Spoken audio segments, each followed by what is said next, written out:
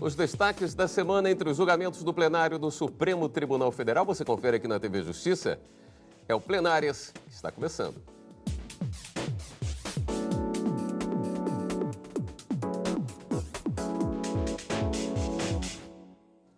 Hoje com os principais momentos das sessões dos dias 26 e 27 de setembro de 2018. Oi, Karina. Olá, William. Matéria eleitoral, teve algum destaque nessa semana, né? Teve na quarta-feira, teve na quinta? Exatamente, William. Na quarta-feira, com um resultado positivo, os ministros acabaram confirmando a constitucionalidade da norma que prevê a possibilidade de cancelamento do título de eleitor daquele eleitor que não atendeu ao chamado da Justiça Eleitoral para fazer o cadastramento biométrico para proferir o seu voto nessas eleições de 2018. Aproximadamente 3.400.000 eleitores vão ficar sem o direito de poder votar nessas eleições por não terem feito esse recadastramento biométrico exigido para essas eleições. E na quinta-feira, um julgamento que foi iniciado, mas ainda não concluído, em razão da ausência do ministro Celso de Mello e ministro Gilmar Mendes, que ainda terão a chance de votar.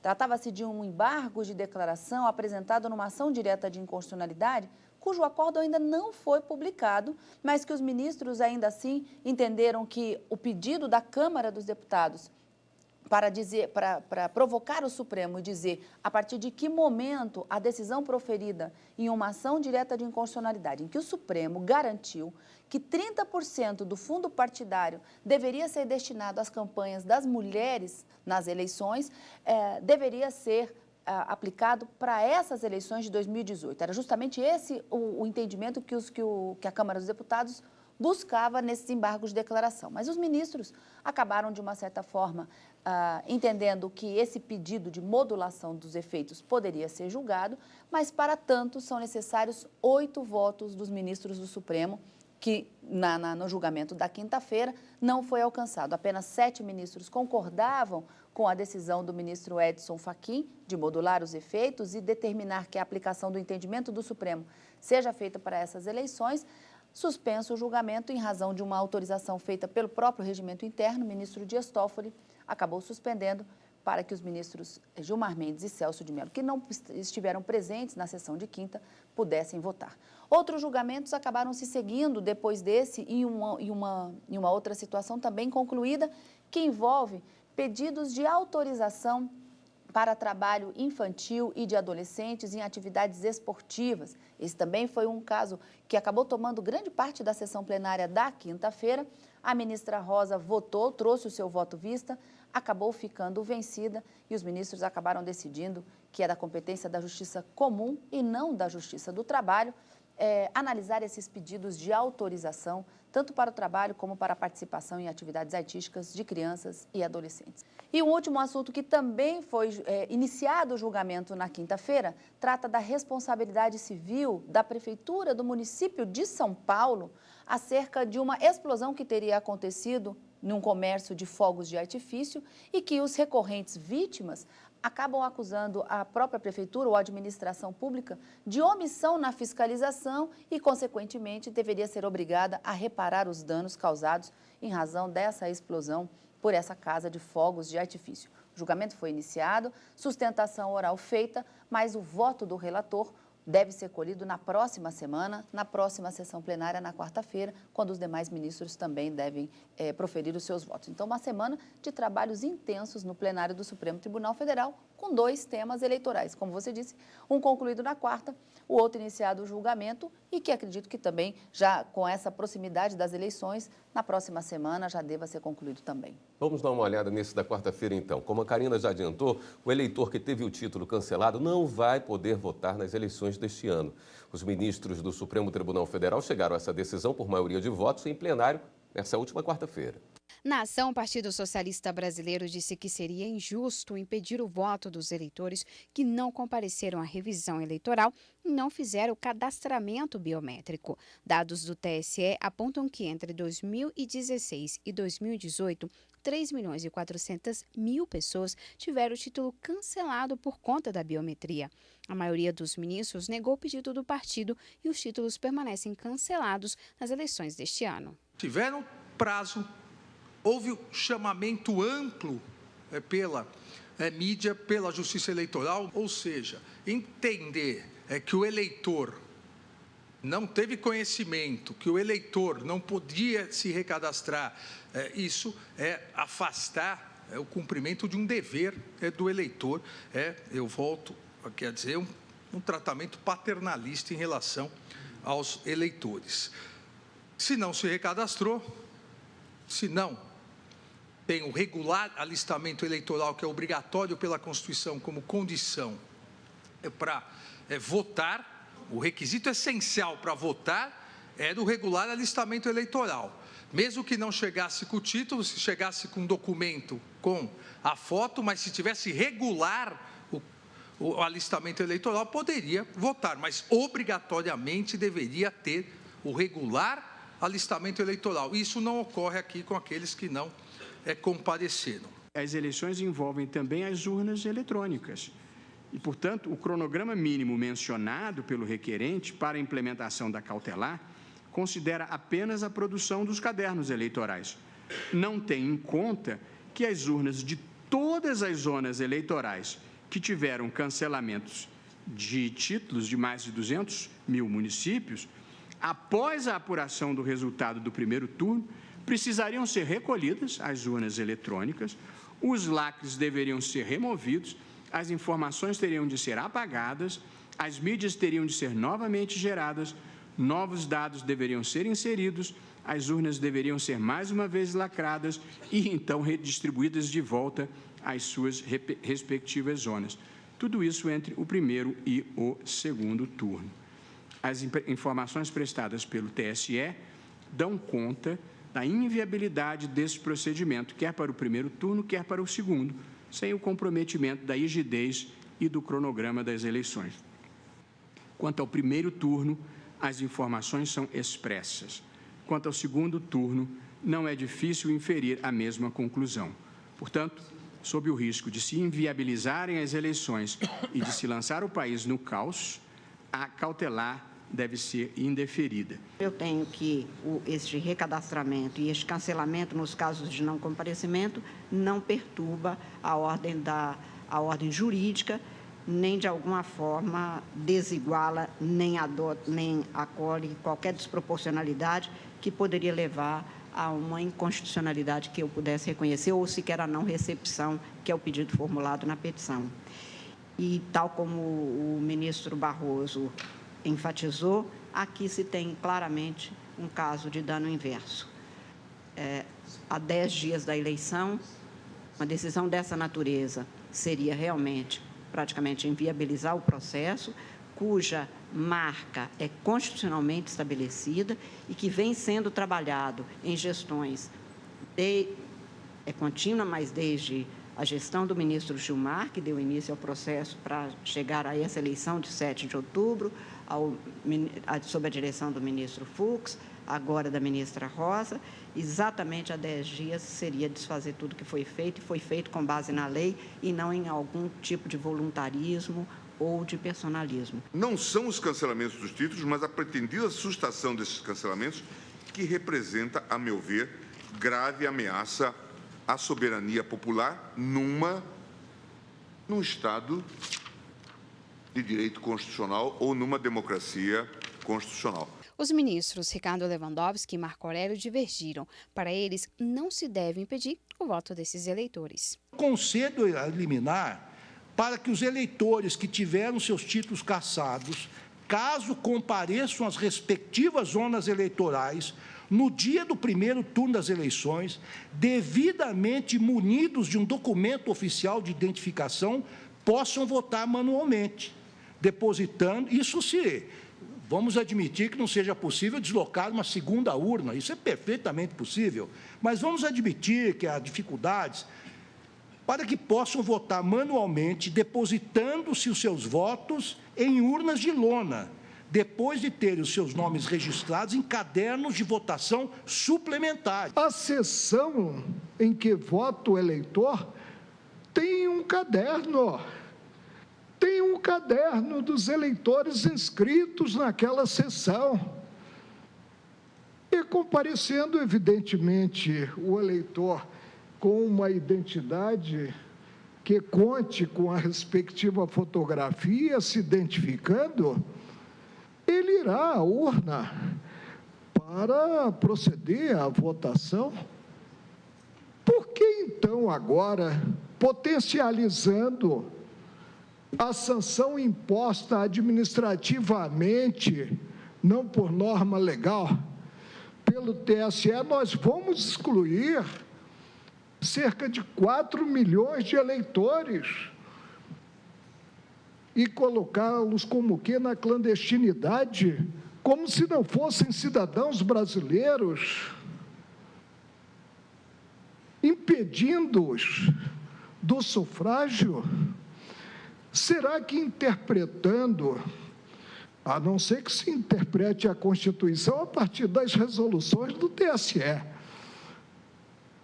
é uma forma, a meu ver, extravagante de interpretar-se a Constituição, nós vamos colocar em primeiro plano, em detrimento das leis da República, que é a Constituição Federal. Os ministros Celso de Mello e Rosa Weber não votaram porque se declararam impedidos.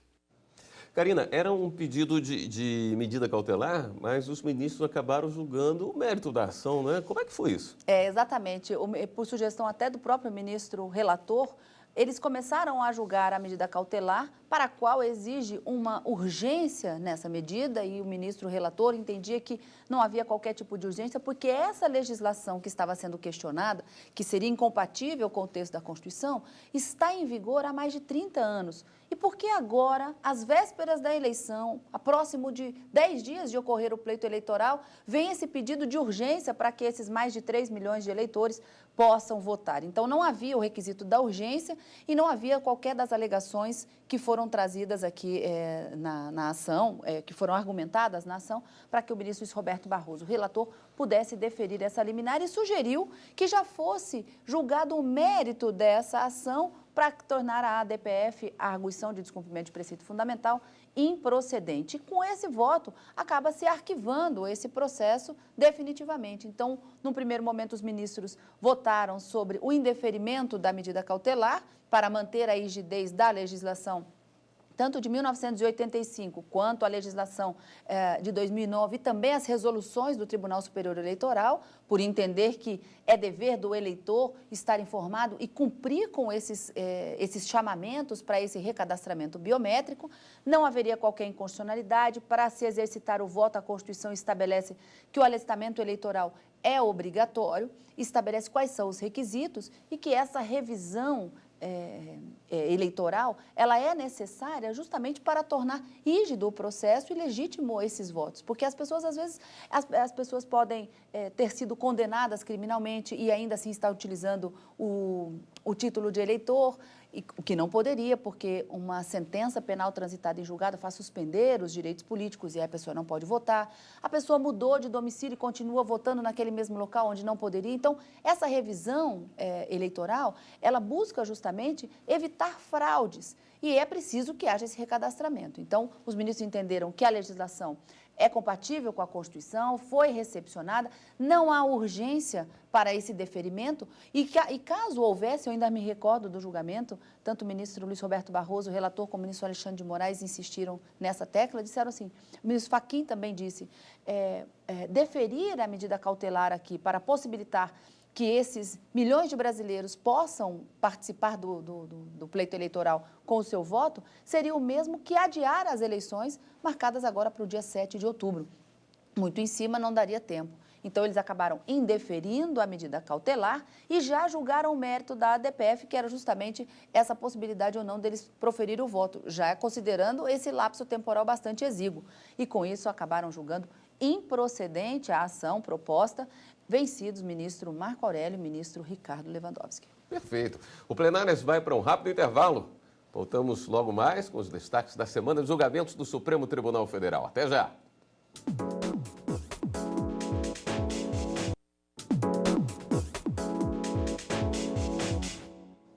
Estamos de volta com o Plenárias. Karina, no bloco anterior, a gente dizia no início do programa que matéria eleitoral tinha sido um dos destaques da semana, esteve presente na quarta, esteve presente na quinta, mas na quinta-feira o julgamento não foi concluído. Não foi concluído por ausência de quórum. Na verdade, o que se buscava no julgamento que foi realizado na quinta-feira era a Câmara dos Deputados queria saber qual era o alcance de uma decisão proferida pelo Supremo Tribunal Federal em uma ação direta de inconstitucionalidade que teria garantido às mulheres candidatas o percentual de 30% do fundo partidário para que elas pudessem concorrer às eleições. O julgamento foi concluído, mas o acórdão ainda não tinha sido publicado. E a partir do momento em que se publica o acórdão, que é a decisão final, é possível que a parte que verifica alguma contradição, alguma omissão ou uma obscuridade nessa decisão pode entrar com um recurso chamado embargos de declaração. A Câmara dos Deputados entrou com embargos de declaração não para questionar possíveis omissões, obscuridades ou contradições, até porque o acórdão não havia sido publicado ainda, até a data do julgamento. Mas o que se buscava efetivamente era a chamada modulação dos efeitos da decisão proferida pelo Supremo naquele julgamento que garantiu os 30% para as mulheres candidatas.